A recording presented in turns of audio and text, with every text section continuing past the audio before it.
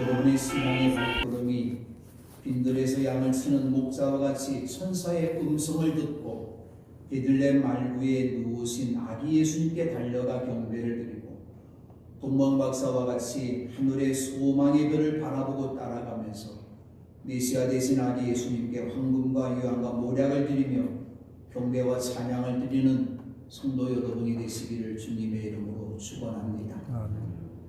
첫 번째 속탄에 제일 먼저 예수님의 탄생의 소식을 들은 사람은 누구였을까요? 그 당시 대제사장들과 율법학자들은 성경 박사입니다. 그리스도의 탄생을 예언자들이 기록해 놓은 성경을 통해서 확실히 알고 있었지만 주님의 천사는 그들에게 말씀하지 않았습니다. 그 당시 유다의 최고의 권세를 가진 헤롯 왕도 아니었습니다. 사람들로부터 존경을 많이 받고 있었던 바리새파 사람도 아니었습니다. 헤롯 왕이 어떤 사람입니까? 아기 예수님을 죽이려고 했던 사람이었고, 바리새파 사람은 예수님의 공생의 3년 반 동안 언제나 예수님이 하시는 일에 회방을 놓았던 사람입니다. 바로 주님의 천사는 이러한 똑똑한 사람들, 권세 가진 사람들, 지혜로운 사람들에게 탄생의 소식을 전하지 않고 어쩌면 가장 보잘것없는 사람, 명문 가문도 아닌 사람, 배우지도 못한 사람, 사람들이 일을 언제 합니까? 해가 떠 있는 시간에 낮에 일을 해야 되는데 밤에서 일을 한다? 그것도 밤에 들에도 추운 데서 일을 한다? 어쩌면 오늘로 말하면 갑이 아닌 의뢰 사람들에게 이 기쁜 소식이 전해주었던 것이죠. 복음이 바로 여기에 있는 것이죠. 여러분의 자리가 절망 가운데 있습니까? 우리 주님께서 여러분에게 생명의 은혜의 기쁜 소식을 주실 줄로 믿습니다. 바로 그날 베들레헴 동네에 있는 목자들이 밤에 들에도 지내면서 자기들의 양떼를 씻고 있었는데 그때 주님의 한 천사가 그들에게 나타나면서 주님의 영광이 그들을 두루두루 비췄을 때에 갑작스럽게 나타난 천사의 모습에 목자들은 몹시 두려워하였습니다. 그때 천사가 목자들에게 이 세상 최고의 기쁜 소식을 전해 주었는데 두려워하지 말아라. 나는 온 백성의 기쁨이 될 소식을 너희에게 전하여 준다. 오늘 다윗의 동네에서 너희에게 구주가 나졌으니 그는 곧 그리스도 주님이시다. 너희는 한 갓난아기가 포대기에 쌓여 부위에 뉘어있는 것을 볼 터인데 이것이 너희에게 주는 표징이다 말씀한 다음에 갑자기 그 천사와 더불어 많은 하늘 군대가 나타나서 하나님을 찬양의 노래를 불렀습니다. 더없이 높은 곳에서는 하나님께 영광이요 땅에서는 주님께도 좋아하시는 사람들에게 평화로다. 바로 하나님 앞에 영광 돌리는 사람에게 하나님께서는 그들에게 평화를 주신다고 한 것이죠. 코로나19로 고통받고 있는 이 시대에 백신과 치료제가 희망일까요? 그래도 이 정권이 백신도 제대로 준비하지 못했다고 현재의 정권을 향해도 욕하고 있습니다. 그러나 코로나 저편에서 우리들을 바라보시면서 아파하시고 눈물을 흘리면서는 그 주님을 바라보면서 주님 앞에 겸손히 회개하고 치료하는 주님의 방선을 그 주님의 손길을 만나는 은혜가 이 시간 함께 하기를 바랍니다. 바로 예수님께서 이 땅에 오신 것은 무엇일까요? 바로 예수님이 이 땅에 오신 것은 하나님의 은혜며 사랑이며 소망이며 생명입니다. 그러므로 이번 성탄의 천사가 전해주는 음성을 듣고 우리 모두 다 함께 베들레헴 부위에 누우신 아기 예수님 앞에 찾아가서 경배드리는 예배의 사람들이 되시기를 바랍니다. 바로 예수님께서 이 땅에 오신 것은 땅에서는 주님께도 좋아하시는 사람들에게 평화로다 말씀하셨어요. 예수님이 이 땅에 오신 목적은 평화를 주시기 위해서 오셨습니다. 부활하신 예수님께서 제자들에게 제일 먼저 하신 말씀도 너희들에게 평화가 있을지어다. 마음이 좀 평안했으면 좋겠다는 것이죠. 바로 예수님께서 누구에게 오늘도 하늘의 놀라운 평화와 은혜를 주실까요? 첫 번째로 예수님으로 기뻐하는 사람에게 평화의 은혜를 주십니다. 우리가 살고 있는 세상은 어떤 세상일까요? 이 세상에 근심된 일이 많고 삶 평안을 몰랐구나. 이 세상에 곤고한 일이 많고 삶 쉬는 날 없었구나. 이 세상에 쇠약된 일이 많고 삶 죽을 일 쌓였구나.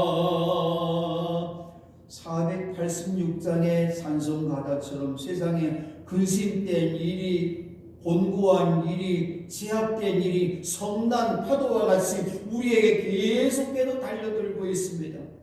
지금 전 세계는 코로나19로 걱정과 근심이 떠나지 않고 있고 곤고함 속에 빠져 있습니다.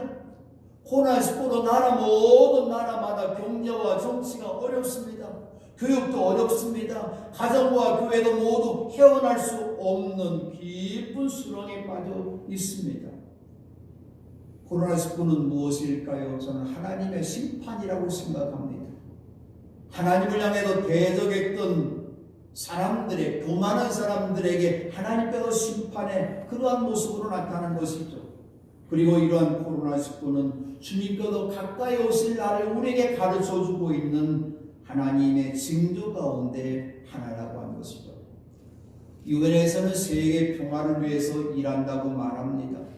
그러나 유엔이 생긴 이후에도 계속해서 지구 곳곳에서 일어나는 마을마다 나라마다 전쟁이 일어나고 있고 민족이 민족을 거스러 일어나고 있고 나라가 나라를 거스러 일어나고 있고 서로의 같은 민족끼리 총을 겨누고 있습니다. 사회 불법이 성합니다. 함께 사랑하며 살아야 되는 가족의 사랑이 점점점 식어가고 있습니다. 부모님을 공경하지 않고 있습니다.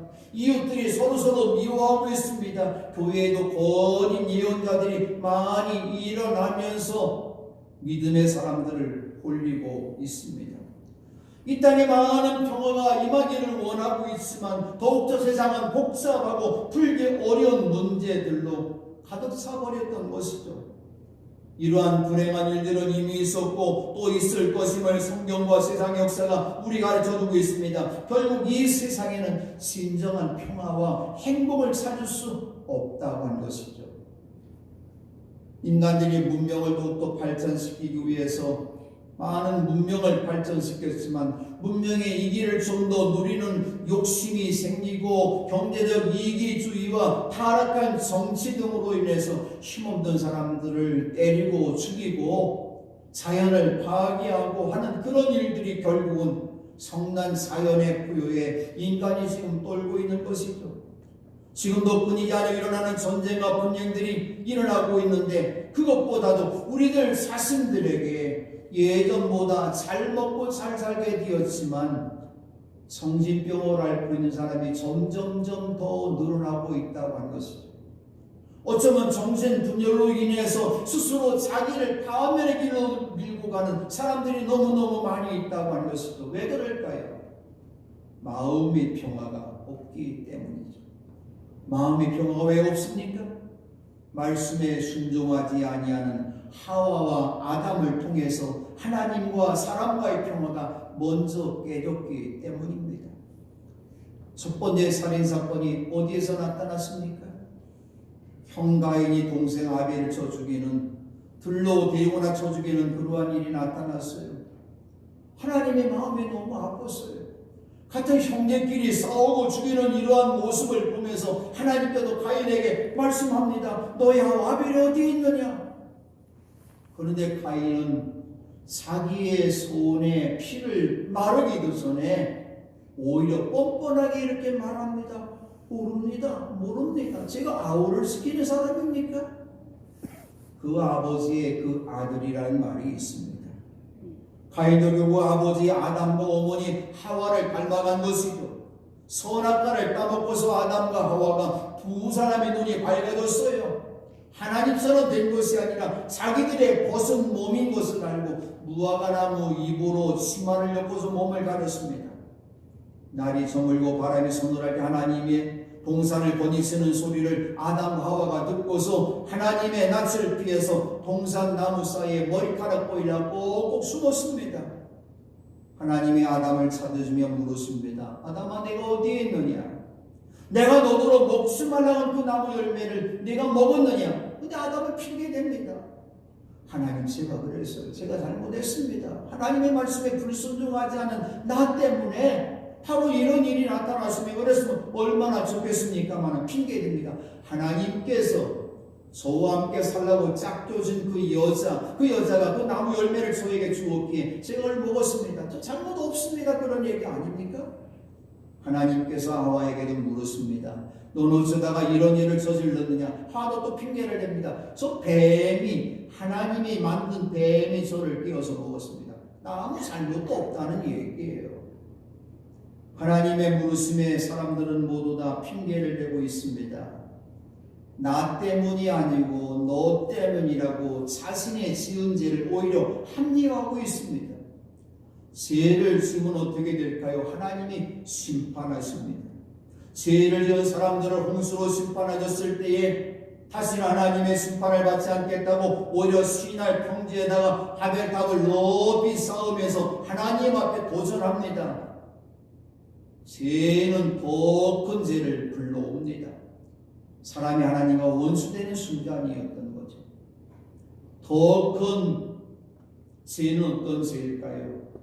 하나님을 죽이는 사건이 나타납니다. 그것도 십자가 사건은 무엇일까요? 하나님을 죽이는 사건이었습니다. 그것도 하나님께서 친자식처럼 여기셔서 한결같이 사랑하셨던 손민 이스라엘 백성들의 손에 의해서 일어났습니다. 하나님은 자신에게 도전하는 그래도 바벨탑을 쌓고 있는 사람들을 관여하십니다. 그들의 언어를 혼잡게 흩어졌습니다.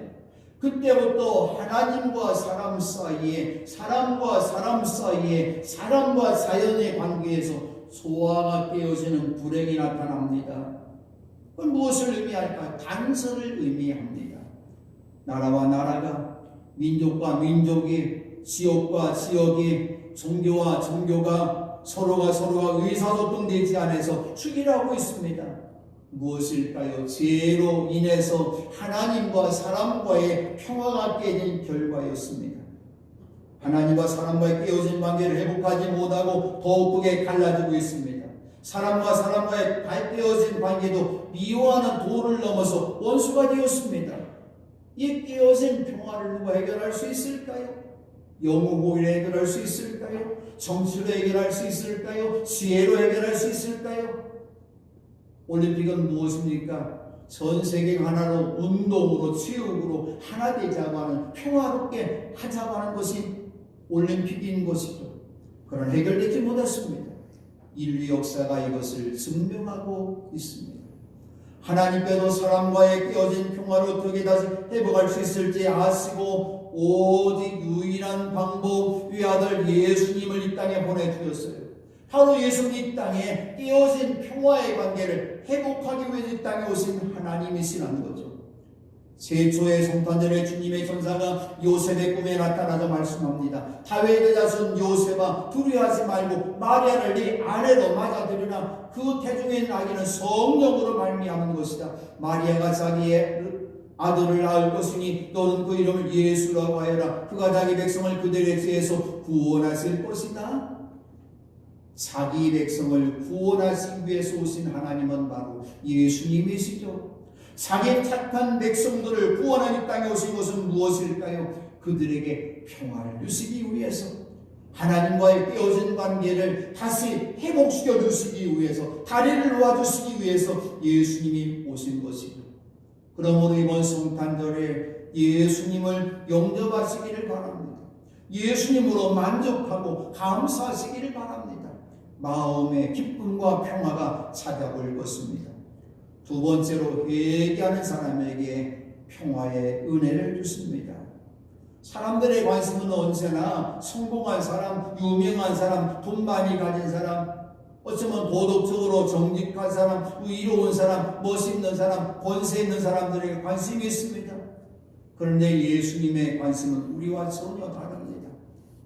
건강한 사람에게는 의사가 필요하지 않으나 병든 사람에게 필요하다.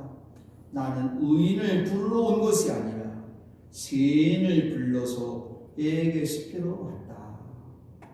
바로 예수님의 관심은 언제나 세리와 세리에게 있습니다. 어쩌면 사람들로부터 비난받고 천대받고 손가락질 받고 있는 내 돈들인 사람들에게 관심을 가졌어요. 그리고 그들에게 상한 심령들에게 사랑의 눈길을 주셨습니다. 그런데 바리새파 사람들과 사두개파 사람들은 나는 저 세리와 같지 않다고 말합니다. 나는 의롭다고 말합니다. 나는 정직하다고 말합니다. 상대적 의를 자랑하는 그들에게 예수님께서는 그 손길을 주지 않으세요. 세리와 세인들이 예수님 앞에 나와서 내가 죄를 졌습니다. 내가 죄인입니다. 그리고 주님 앞에 죄를 진정으로 회개했을 때에 그들의 마음속에 평화를 주신 것이죠. 예수님은 왕의 왕이시기 때문에 이 땅에 왕으로 오신 분이기 때문에 왕실로 오실 수 있습니다. 좋은 자리로 오실 수 있어요. 화려한 그런 병원에 오실 수도 있습니다. 왕궁에 오실 수도 있는데도 예수님께서는 베들레헴 부유로 오셨습니다. 우리의 밥이 되어주시기 위해서 베들레헴 밥통으로 오셨던 것이죠. 지금도 베들레헴에 있는 예수 탄생 기념교회의 문이 1m 20 정도밖에 되지를 않습니다. 작은 아이들만 들어갈 수 있는 작은 문이 있어요. 어른이 들어가려면 어떻게 합니까? 허리를 구부려야 됩니다. 고개를 숙여야 들어갈 수가 있습니다. 평화 되신 예수님을 만나기 위해서는 죄를 회개하는 사람만 만날 수 있다고 하는 것이죠.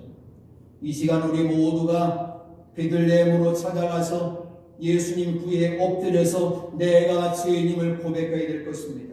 바로 성탄의 기쁨과 평화는 회개하는 사람들에게 우리 주님께도 주실 줄로 믿습니다. 세 번째로 섬기는 사람에게 평화의 은혜를 주십니다. 예수님께도 고난의 십자가의 길을 걸어가고 있는데 제자들은 모두가 누가 예수님의 오른쪽에 앉을까, 누가 예수님의 우의정 자리에 앉을까, 좌의정 자리에 앉을까 관심이 있는 자리 다툼만 하고 있습니다. 그때 예수님께서는 자신의 사명을 제자들에게 이렇게 말씀합니다. 인자는 섬김을 받으러 온 것이 아니라 섬기러 왔으며 많은 사람을 위하여 자기 목숨을 몸값으로 치러주려고 왔다. 많은 사람들이 높은 자리에 올라가기를 원합니다. 공부 많이 잘해서 사업도 잘해서 높은 그러한 자리도 올라가고 돈도 많이 벌기를 원합니다.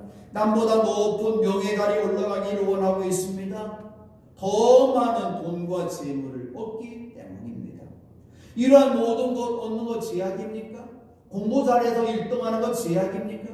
여러분 모든 자녀들이 공부도 잘하고 돈도 좀 많이 벌고 높은 권세 자리에 올라가는 은혜가 함께하기를 바랍니다. 출시하는 것 제약이 아닙니다. 돈을 많이 버는 것 결코 제약이 아닙니다. 국회의원이 되고 시장이 되고 군수가 되는 것 제약이 아닙니다.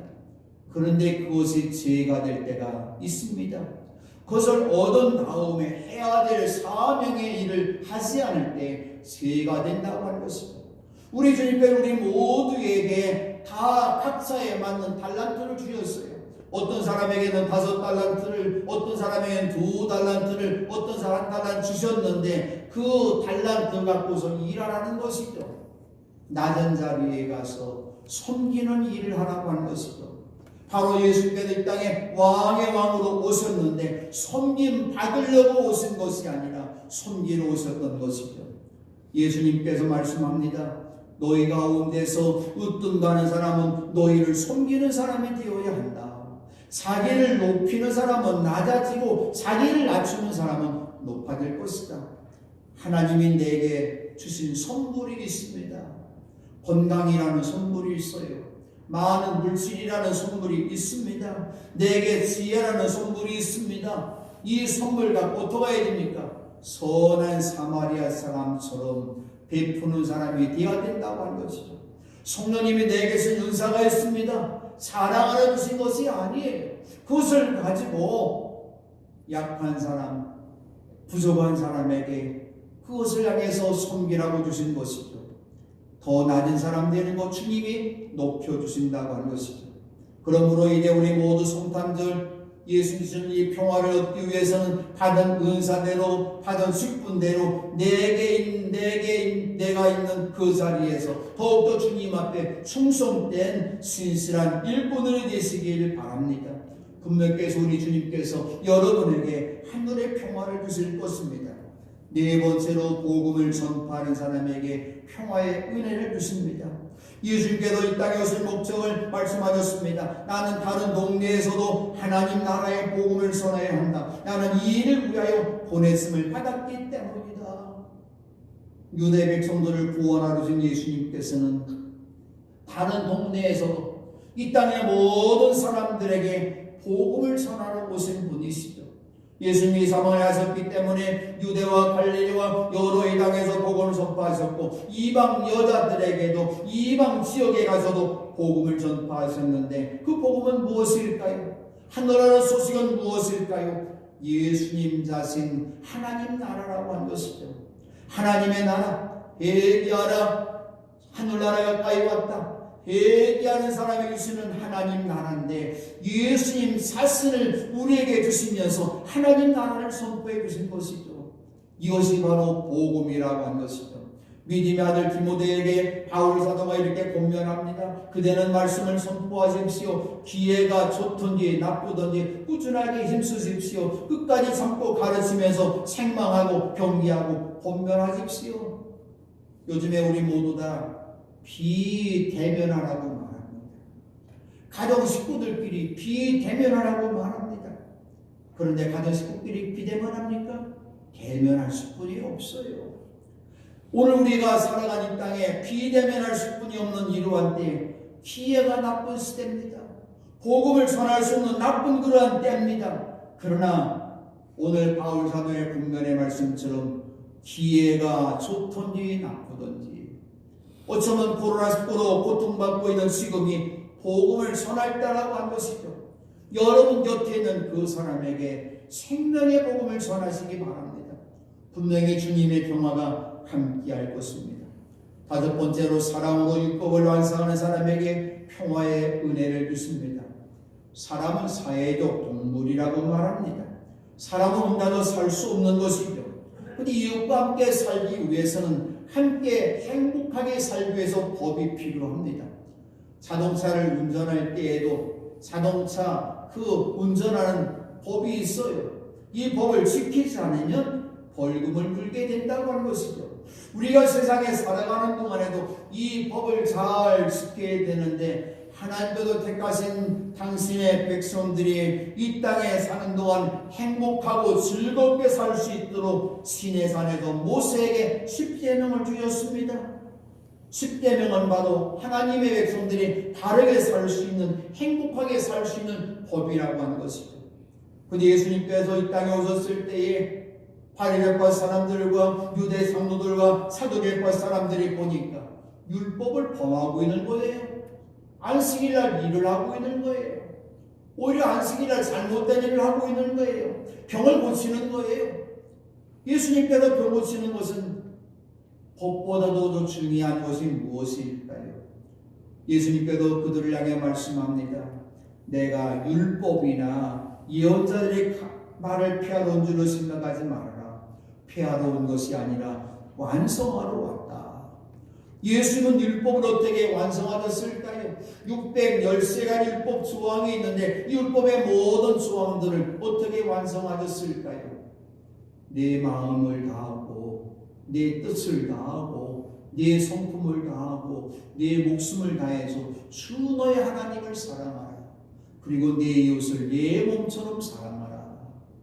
하나님을 사랑하기 위해서 이 땅에 있는 모든 사람들을 죄에서 구원하시기 위해서 그들을 사랑하시기 때문에 죄인들을 구원하시려고 자신의 몸과 마음과 영혼을 십자가의 몫을 박으시는 희생의 제물로 하나님의 뜻을 이루신 것이죠. 율법을 완성하신 것이죠. 그리고 골고다 십자가에서 마지막 숨을 몰아쉬면서 다 이루었다고 말씀하신 것이죠. 십자가는 사랑입니다. 우리는 모두가 다 십자가를 믿는 성도들입니다. 십자가를 지고 주님을 따라가는 제자가 되어야 됩니다. 십자가는 잠시 지고 죽는 것이지만 십자가를 지는 사람에게로 주님께서는 부활의 은혜를 주실 것입니다. 바로 십자가를 지는 것이 주님 사랑하는 것이고, 가족 사랑하는 것이고, 교회를 사랑하는 것이고, 이웃을 사랑하는 겁니다. 십자가 지고 죽었다는 건 무엇을 말씀합니까? 자기 십자가를 지고 나를 따라오라는 것은 무엇을 말씀합니까? 내 생각, 내 뜻 다 버리라고 하는 것이죠. 말씀을 따라서만 나를 따라오라고 하는 주님의 말씀입니다.